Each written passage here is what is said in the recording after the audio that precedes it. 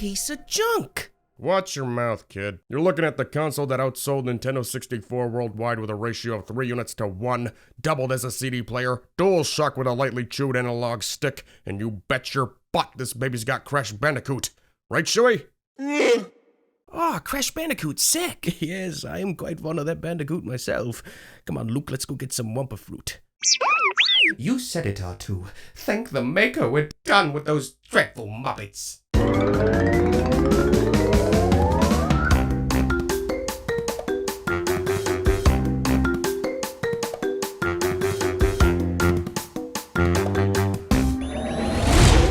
Holiday 1996, we got our first Star Wars release on the good old PS1 with Dark Forces, once being the only console port of this beloved PC first-person shooter. Sure, the N64 may have been getting a brand new Star Wars adventure hailed as its bridging chapter of the saga with Shadows of the Empire, which, yeah, looked incredible with its opening Battle of Hoth level and big beefy Dash Rendar, but make no mistake, it still was a pretty big flex for the PlayStation to be the console home to Dark Forces. And I think while this wasn't a Star Wars game built from the ground up for the PS1, the PlayStation was able to deliver a far more cinematic story than N64 was with Shadows. And for fans, this title quickly became a pretty prolific game, as it marked the legendary beginnings of a little Star Wars character named Kyle. Yeah, you thought Dash was beefy? Nah, Kyle Katarn's first appearance has him built like a double-stuffed gonk droid.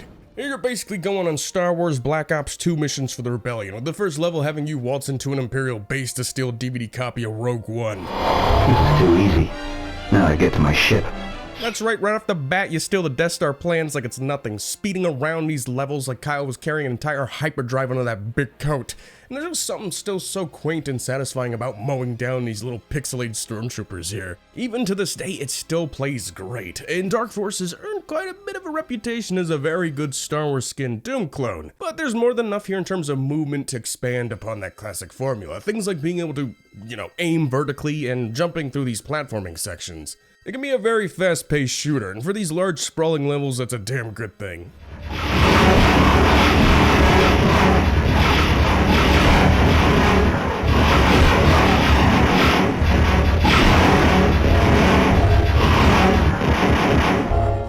The chaos of it all just perfectly mirrors watching Han, Luke, and Leia stumble their way around the Death Star. Except here you're a gonk cake carrying a million thermal detonators. I know a lot of these PlayStation ports of PC games from this era can be pretty hit or miss, but Dark Forces on PS1 is definitely a solid one. It's not a bad way to play it at all if for some reason your PC can't run this game from 1995. You do have to deal with some dips in the frame rate, and a lot of these stormtroopers do turn into a single pixel at a distance. Hey! Help! Please help! And I did find some of those first-person platforming sections to be just a little nauseating with the choppy frame rate. Going back to these older FPS games can be a little daunting with some of the more labyrinthian level design, and most of the missions start with you getting, dropped off, absolutely raising hell inside of some Imperial facility until you find the Star Wars Holomacguffin, and then running back to where you started and waiting for Kyle's mom to pick you up. Oh, it's just like my childhood. It can be pretty grueling fighting for your life and crawling your way back to where you started, but quickly you find the level design here is really solid, and has plenty of alternate routes, secret paths, and details to help make things easier, like unlocking a shortcut to make your trip back way faster. Or things like on your first run through of a level, you gotta mow your way through waves of stormtroopers until you find this code to unlock this door. And let's say you die because Misa clumsy, you memorize the code and you can just waltz through, effectively cutting the level in half. Ideas like that are pretty neat, and even through the chaos of all these shootouts and these large winding levels, I found there were very few times I surprisingly got lost. Dark Forces does a pretty good job at shuffling you to where you need to go. Make no mistake, it's absolutely hell if you're wrong, but most of the time if you feel,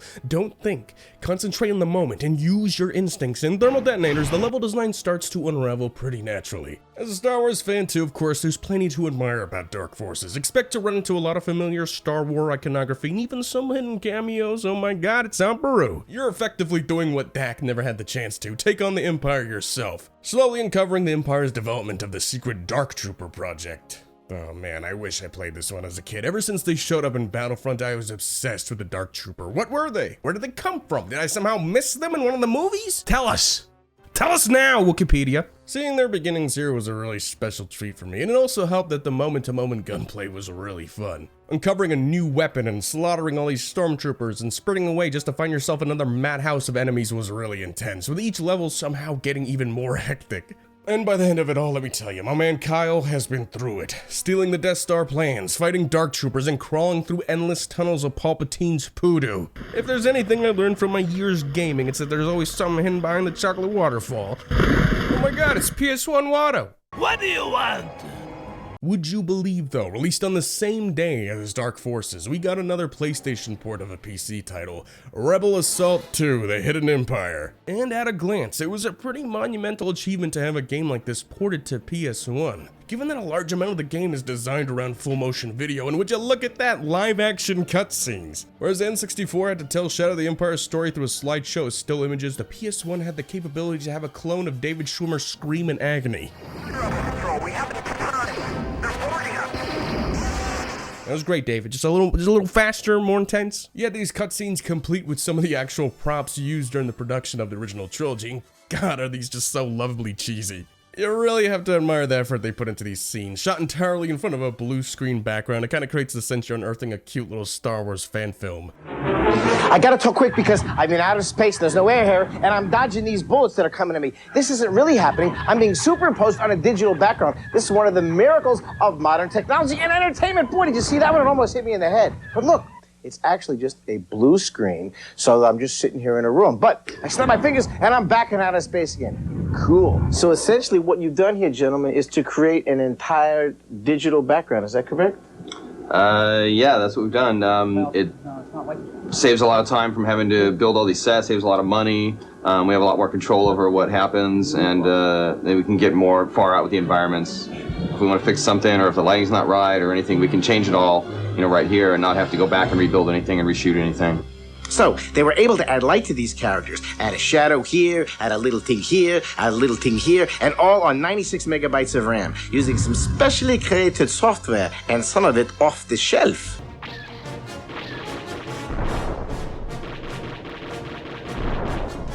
First level, everything seems alright. It looks like you might get this little fun Star Fox type beat where yes, you can do a barrel roll, but in action, the controls are just terrible. In third-person mode, you don't have a reticle to aim, and the accuracy of your lasers is just putrid, coupled with the fact that you have very little to no maneuverability against this onslaught of TIE fighters. Prepare to end up watching the same death FMV over and over and over and over and over. You do have a first-person mode, which for me was the only way to really manage my way through these types of levels, but you have to aim with the D-pad, which feels just so sluggish, and you just never get any sort of good accuracy with it. The next type of levels we get are these little FMV cover shooter ones, 10 years before that hack fraud Cliff Bleszinski stole Rebel Assault 2's secret formula for gears. Yeah, so far so good. Yep, here we are, two rebel spies in the heart of an Imperial command ship, surrounded by the Emperor's proudest. Watching these actors stumble around in front of a bunch of blue screen backdrops is pretty charming and fun. Playing this, though, not really. Again, aiming with the D-pad to shoot these stormtroopers is just awful. The whole thing has a super basic structure. You just wait. You wait, you line up your shot, wait, and then shoot again. Even with the flashiness of these live-action stormtroopers, can't save it from being a snooze fest. Apparently, you can use a light gun for these sections, and it worked alright enough. It was a neat novelty, but it just doesn't really make sense for this type of third-person setup.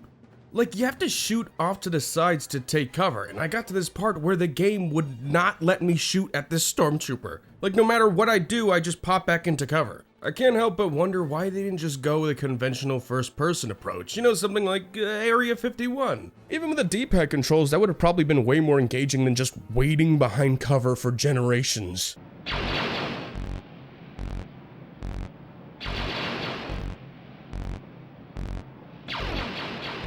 We could be here all day, I don't care. I got Blue Harvest on PSP with me. I got nothing but time. At least the death FMVs are neat.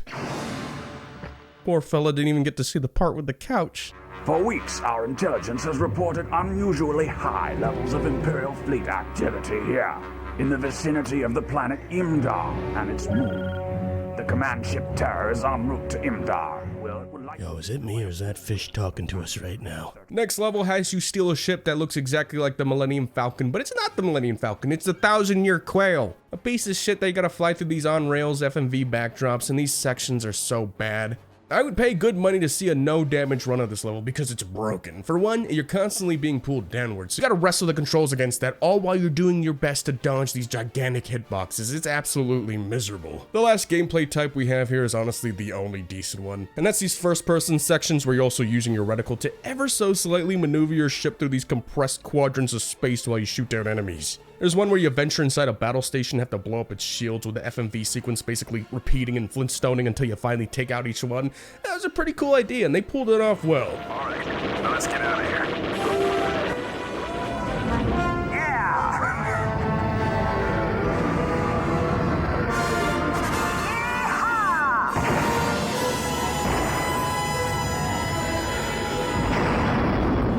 Also gotta say, I do love that they really embodied the spirit of the original trilogy by casting regular schmucks and LucasArts employees as the rebels here. Like, no fooling, I really like this guy that got to play the X-Wing leader. He's just like some guy they probably found working as a cashier at an Ace Hardware store. I love it. He has the energy of an old guy on YouTube that reviews 70s computer products. He's perfect to play a rebel pilot.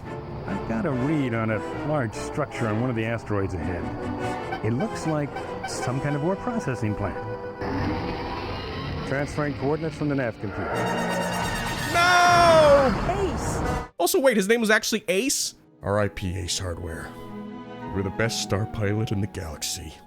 And a good friend. There is an endearing charm to Rebel Assault 2, the way it thrusts you into familiar Star Wars set pieces and moments, all with a scrappy live-action fan film style. And sheesh, they even had the prequels beat with all that blue screen, but damn. As much as it pains me to say it, I admit you probably get more value just watching the cutscenes in a compilation than playing the actual game. And it's such a surprise too, considering this port was developed by Factor 5, who worked absolute magic with their LucasArts games on N64 and GameCube. So far we have 2 ports of PC titles, but how would the PS1 fare for its first fully original Star Wars game? Could this be the cinematic epic adventure the PlayStation hardware was clearly capable of delivering? Nope.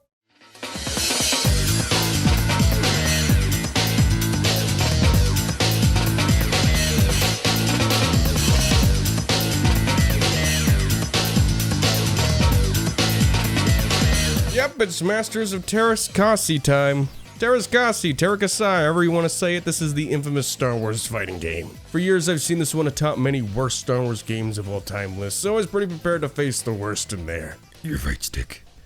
You will not need it. This game is boof. And look, after playing so many Star Wars games, the opening crawl really starts to lose its luster.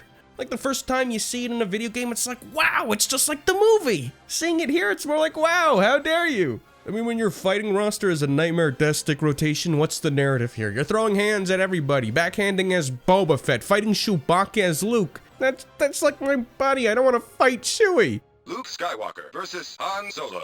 Oh yes, you do get the Battle of the Heroes original trilogy version where you pit Han and Luke against each other. Breaking my heart. That's for kissing my sister. That's for kissing your sister. And let's just get out of the way. There's Gamorrean Guard and Tusken Raider on the roster, and their names are... and... You got out of your system, right? Okay, then good, because we got work to do. I'm trying not to get my ass handed. You lose. Oh, wow. I guess Leia's more powerful than Luke now. They just have to make it Luke. Thanks, Disney, you...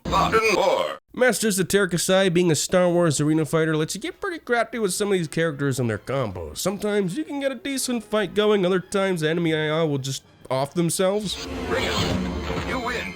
Easier than shooting womp rats back home. That's the Jedi way, I guess.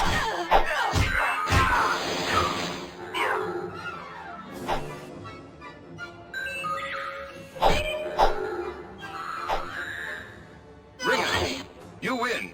I'd better be getting paid for this. You know what? I don't think this game is as bad as it's made out to be. It's clunky, the AI can be whack, and the controls do have this kind of sluggish feel to them, but I think what's turned so many people off from the game, probably unintentionally, is that it's so combo heavy. I'm no fighting game expert, but generally fighting games, at least for a couple of stages, kind of let you button mash your way through, let's be honest. Terakasai doesn't let you do that. If you don't know the combos going in, you're screwed. If you do, you can pull off some pretty fun moves here. The timing on them is super generous too, and you do get a force meter that you build up to let you do these really cheap low blows, even against Vader himself. I am beaten, my son. I am too weak. Drop kick. Knockout. You lose. All too easy. I had a pretty decent time trying out these different characters. Vader, just like the Revenge of the Sith game, gets his Wet Dream Sith Lightning move, which is pretty dope.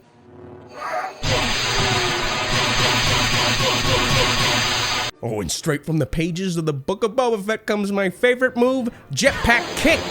Ring out. You lose. Jetpack, go! Go, go, Jetpack Kick! Jetpack Foot Blast! Jetpack Foot Punch! Ring out. You lose. This is for Jacob. Jetpack Kick! Knockout. You win. Oh my god, it actually worked. Boba! It's dead. I'm proud of you, son. 1999, just a few months after the film's release, we got Phantom Menace the video game. Finally, we get to play through the beginnings of the prequel era on PlayStation. Whereas the N64 got things like Star Wars Episode 1 Racer that coincided with the release of the film, only the PlayStation 1 had the opportunity to actually play through the events of the movie. Strange memory with this one, this was the last PS1 game I ever saw being sold at a GameStop. This was like in 2008, almost 10 years after the game's release, and no, they were definitely not selling PS1 games anymore. By this time, they were already phasing out GameCube and OG Xbox games. I walked in, this one was just sitting on the shelf. I don't know why. Was this a joke? Were they actually trying to sell this? And somehow, after all this time, it's finally ended up in my hands. At last, we'll have our revenge. I have a bad feeling about this. Your feelings serve you well, Obi-Wan. As far as movie games go, even for this early era of 3D games, this is such a strange one. For one, you're dealing with this slightly lower than bird's eye view angle where you control Obi-Wan at the very bottom of the screen. By 99, I feel like most developers generally had a sense of how to design 3D action games, especially if they include platforming that usually, do a riff on Tomb Raider. Here, this is a pretty unique approach, and even stranger, you also have things like dialogue options. I must find a way to cut the door's power. No! Don't touch the power generator!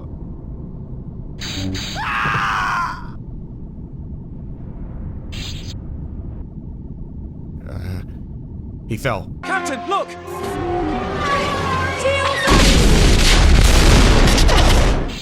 Yeah, Phantom Menace the game kind of lets you bask in the moments of Phantom Menace the movie by letting you interact with so much in more ways than one. Like, you could just kill all the men, women, and Gungan children here if you wanted to. You're so very ugly, Outlander. He fell. The gameplay and the combat is super simple. Most Star Wars games typically have you hold the block button with your lightsaber at just the precise moment to deflect attacks. Here I'm just holding square and Obi is still violently swinging, and honestly, my smooth brain kind of likes it. Between the simple combat and moving blocks and talking to random NPCs, this game kind of has a very lax vibe to it that I kind of enjoy. Like, it's not super engaging, it's pretty mediocre. Graphically, it feels like the PS1 polygons are being held together by Elmer's glue. Ouch time! This top-down design kind of gives this game this flimsy papier-mâché look to it, like a single sneeze will turn Obi-Wan into a bunch of meat cubes. Missing no wanting crunching! Getting to kill everyone and everything while re-experiencing the events of Phantom Menace in an all-new butt-ugly way did prove to be pretty entertaining. PS1 bossness is so fucking cool. Have you ever seen anything so bomb-bad and sexy? Also, the voice actor's just going ham. I love it. Nabu think they so smart, the nonsense. They think they brain so big. Dare I even try to strike down someone so almighty and powerful? Don't try it!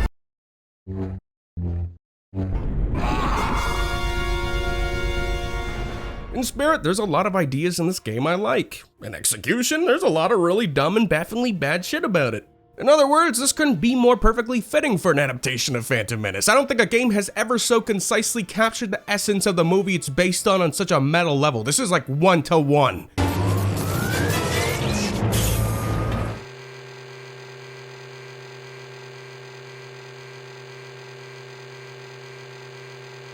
It's also one of those games where the window for your double jump is limited to being immediately after your first input, which, like, As a Jedi, shouldn't this be like the one game where you should be allowed to double jump at any time in midair? I mean, you could kill Gungan kids all you want, allegedly, he felt, but you can't double jump at your leisure? It's weird. The strict timing also makes the platforming here feel much more janky than it already is. Couple that with the overhead paper-thin design to these levels, it makes some of these environments really hard to kind of read. Like getting to explore the Gungan city, that's cool, but I was running around this place aimlessly till I realized that little jarbill polygons over there is supposed to be an elevator switch. Oh, great. It's just not the best way to stage a game like this. You never really get a good sense of your environment, especially when the view blocks you from seeing enemies right in front of you. It's kind of weird too. It's almost like the game can't handle rendering the entire environment ahead of you. Like there's a few moments where you do get a conventional behind the back view and the game just chugs. It's almost like the entire game is designed around that GoldenEye trick where you aim at the floor to make the frame rate smoother. But even with all these annoyances, slowly Phantom Menace PS1 began to reveal itself.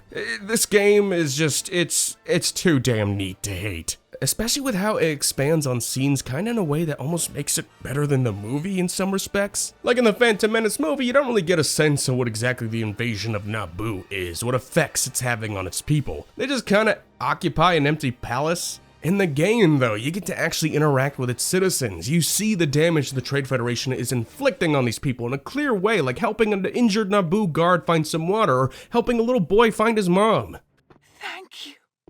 You have safely returned, my son. But that night, as he slept, I saw darkness in him. He would bring destruction and pain and death, and for the briefest moment of pure instinct, he fell. It's after this point really where the dialogue options and character interactions start to really ramp up in a very cool way. Like next level has you exploring Mos Espa. There's very little combat here. It's mostly you interacting with townspeople, merchants, little slave boys, and drunk alien bastards. Even some of the dialogue options lets you try your hand at mind tricking people, and man, come on, that's so cool. You don't need my money. You're sorry you've bothered me. I don't need your money. I'm sorry I have bothered you. You again! You will take credits for the T-14. Stop that! What? You think you're some kind of Jedi or something? Jedi mind tricks don't work on me. Only money! A huge stretch of this level, you're just bartering with different salesmen and townsfolk to get the pod racer parts you need. I loved it. Better stand back, mister, cause I'm about to slash all my prices! And I'm about to free all these slave boys!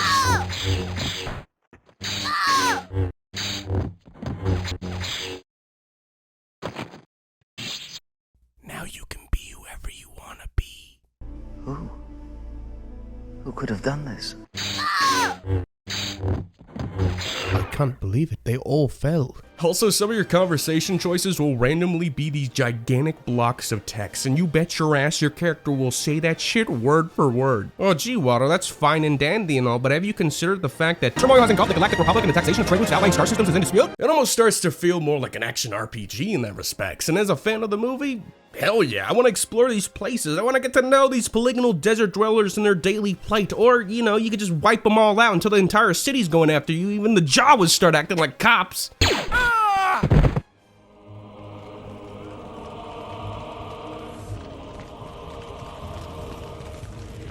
Man, Qui-Gon really died like a bitch, huh? I have another job right now, but maybe we'll get together later. Is he bothering you, milady? For all its clunky gameplay and weird design choices, it's not just the exploration interaction with these places that make it great, it's the freedom. Oh, a child's being held hostage and the security door droid won't let you pass? That's okay, let's just shimmy across the clothesline, kill everybody, free him, and rip the ears off this Gundark looking thing. Most movie-based games expand on their source material in a very arbitrary or contrived way, but Phantom Menace the game expands on the film in a way that truly feels natural and fun and interesting. Even things like, oh, you gotta go see Anakin off at the pod race and place your bet with Watto, but oh no, the almighty PS1 Jabba wants to trap you to fight in a glorious arena for a sick, sluggy spectacle. It took over 20 years, but damn it, we finally have the technology to truly render Jabba the way George always wanted. Incredible. They really thought of everything. Everyone is here. Scribby, Bo Biggie Bonga.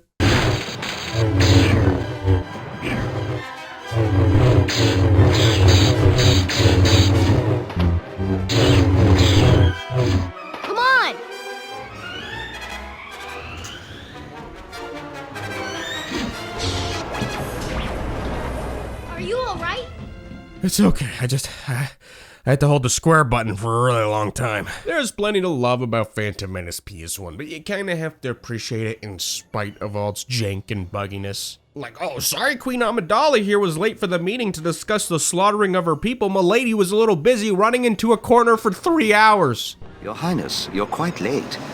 I was worried.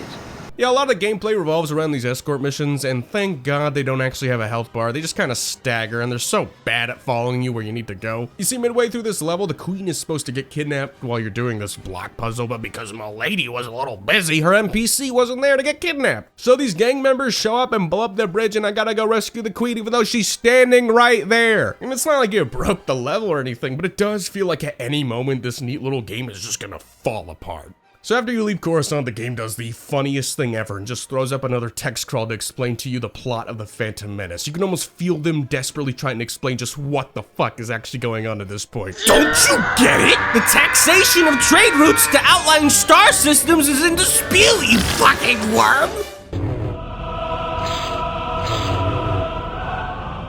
This entire finale is pretty well done. Like the movie, you're switching back and forth between Padme storming the palace and Duel of the Fates, and my god, that top-down camera angle I've been shitting on this entire time, they do some cool stuff with it here. Like when you get separated as Obi-Wan, the duel between Maul and Qui-Gon continues in the foreground. That's such a clever and thoughtful use of this unique perspective. Tell your sister you were right about the weird bird's eye view angle. That was cool as shit. Phantom Menace may be plagued with design flaws and issues, but what other game can I stop mid-Duel of the Fate and have Obi-Wan fire a bazooka at Darth Maul? That's some Looney Tunes shit right there. Also, I remember reading about this game when I was really young and learning that you could kill Newt Gunray in this one, and that's like all I ever knew about it. Didn't even know what the game looked like, just knew at some point you get to kill Newt Gunray. And finally, 20 years later, I'm here. I surrender.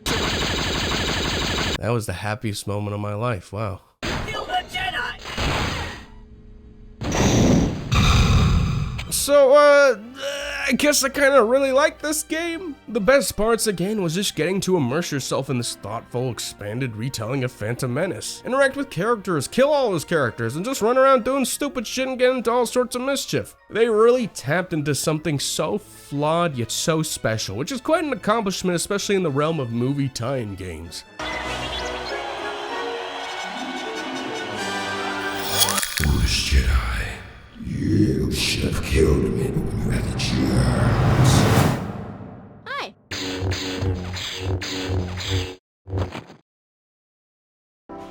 Thank you, Qui-Gon. So, what could be better than a PS1 retelling of the Phantom Menace? How about 2 PS1 retellings of the Phantom Menace? Oh yeah, it's Jedi Power Battles time, or as most of us know it, that one game that the Walmart had a demo of at the PS1 kiosk till like 2005. I remember gazing up and being so bewildered to see yet another Nightmare Death Stick rotation with Plo Koon with a yellow lightsaber? What? Okay, also, why does she have a red one? That's the one rule? Oh, I'm sorry, Crimson? Oh, okay, alright. No, it's alright, guys, she's one of us. And of course, we have pre-purple lightsaber Mace Windu.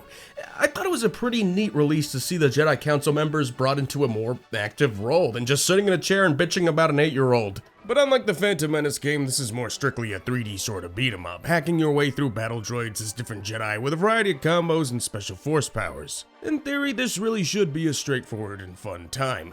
It should be, and it's not too bad until you get to the platforming. I love democracy. I love the Republic. But goddamn, is the platforming in this one atrocious.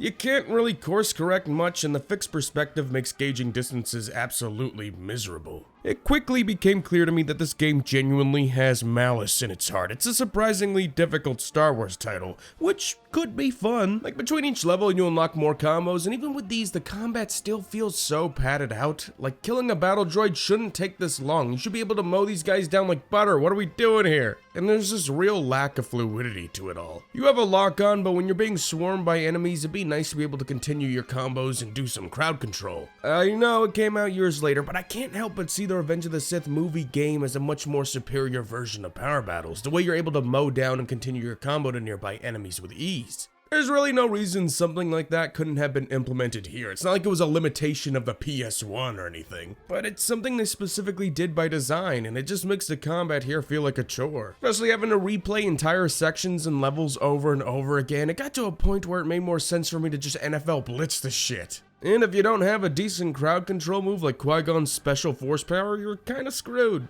A lot of the platforming is not only awful, but they're designed with these really cheap sections where even enemies off screen will shoot at you mid-jump. And in a game with a live system, that's cruel, sir. Oh, look at this! This B1 battle droid has the high ground and I have the high blood pressure! It's over, Jedi. I have the high ground. Yeah, I know! And he's not firing at me, so I can't deflect a shot back at him. So what's gonna happen is I'm gonna jump and he's gonna shoot me and I'm gonna die. And that's it. Anyone got a chance cube? Anyone? Anyone? Oh, look, he shot me! The less platforming in a level, the better. Like here on Theed, once again, you're saving Queen Amidala's handmaidens, and you eventually get to a section where you get to pilot an AAT. And it just turns into a quick game of battle tanks all of a sudden. This part, this kicked ass. But oh, what's this? Game over because I forgot to save one single handmaiden? And here I'm trying to wrap my head around what's the big deal, because they seem to all look alike and there's dozens of them! What's the big deal? They're just bodies! What's this game's damage, man? I don't mind a good challenge, but not when the majority of it comes from broken mechanics, clunky controls, and poor level design. Even if they just got rid of the live system, or let you save at the halfway point in a level, it'd be a little less insufferable, but damn, can they please at least get the Queen to stop screaming hell the entire level? Help! Help! Help! Help! Help! Make it stop! In typical Phantom Menace game fashion, you of course take a detour to Tatooine, where you for some reason gotta kill a bunch of Tusken Raiders now, with little Annie following you around. Oh gee, I hope this does not Force Awaken anything in you, little boy. Yeah, I fucked up. Your turn radius here too is so wide that sometimes your double jump will land on the edge of a platform and you'll immediately slip off trying to rebalance. Every little section with platforming just becomes this anxiety-inducing exercise, where at any point you know you're just gonna slip off or something off screen is gonna shoot you and make you fall to your death. Oh, we're on Coruscant now. Let me guess, we're gonna fight a bunch of random gang members. Oh yes, we do. Not gonna lie, sliding down the rooftops of Coruscant and making a bunch of weak-minded Wawamba mercs fall to their deaths was pretty fun, was pretty cool. Like, there are fun moments like that. Like again, when you return to Naboo, Donkey Kong Country, the animated series, Liam Neeson gets the bright idea to hijack a speeder. And you get this pretty nice change of pace of a level where you're mowing down as many battle droids as you can on the way to the palace. That was kinda cool. There's moments where Jedi Power battles ain't so bad, and sometimes the challenge could actually be pretty fun. That is until every goddamn corner of the galaxy is trying to murk you. Cockroaches, trees, knee-high puddles of water, armies of Gungans, liquid boss and ass. Even when you try to pace yourself through these levels, you still just get bombarded and it doesn't really feel like an authentic challenge. Like here I am at the Duel of the Fates, and still this game is forcing me through these awful platforming sections. When you actually do get to fight Maul, goddamn, every single hit I landed on him felt so cathartic.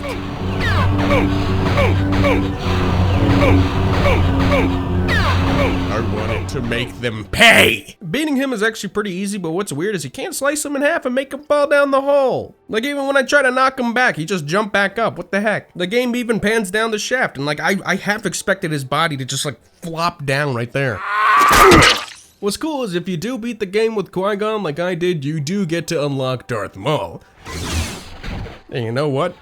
It's awesome. I don't even care that he's not even using his dual blades. It's so fun to play as Maul here. Which it makes the hate I have for this game so much sadder. Because as cool as it is, it doesn't save you from the god-awful platforming. So like, why did I play through the entirety of a game that single-handedly gave me chronic heart palpitations? I don't know, it's like, part of me did enjoy the challenge the game posed when it was by design. There's no real get good with power battles because at the end of the day, you get dick. Nobody wins, not even Sabu.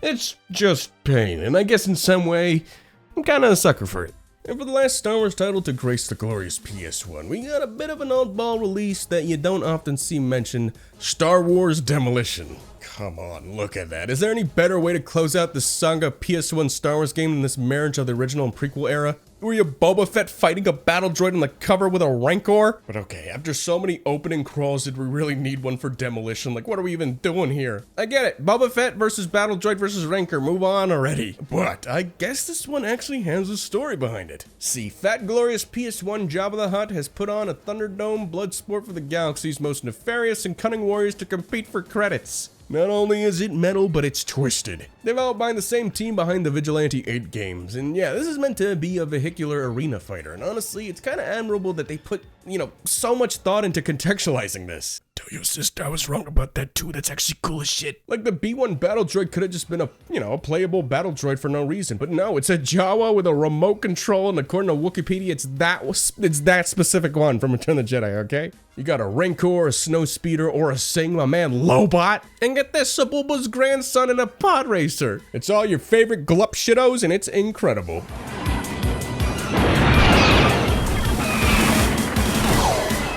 The arenas here are all pretty familiar locales with you just eviscerating each other in these extremely chaotic battles on places like Hoth, the Death Star 2, Dagobah? Oh, poor Yoda.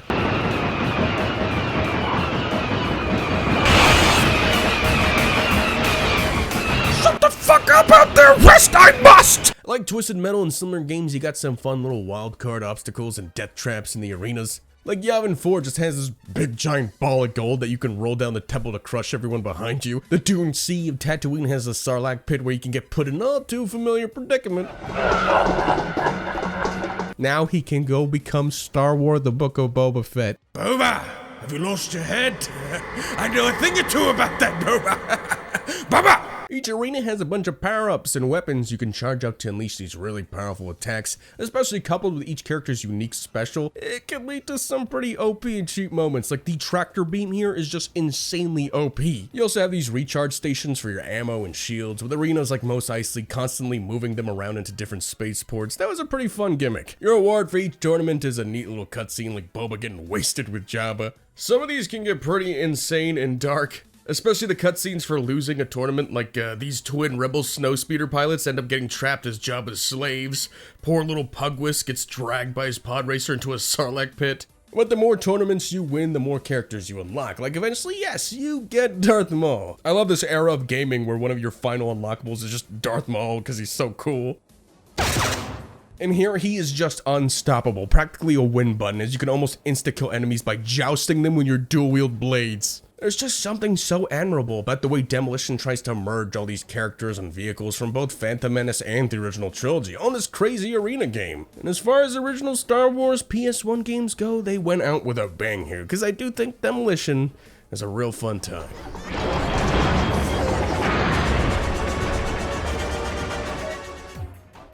Well, those games are alright, I guess. Yeah, it's pretty hit or miss. Howdy, boys. How about we start having some real fun? Oh, Dash Rendar, no way! And he's even got the expansion pack! You mind lending me a hand with these? Oh, give me a break. Oh, here we go again.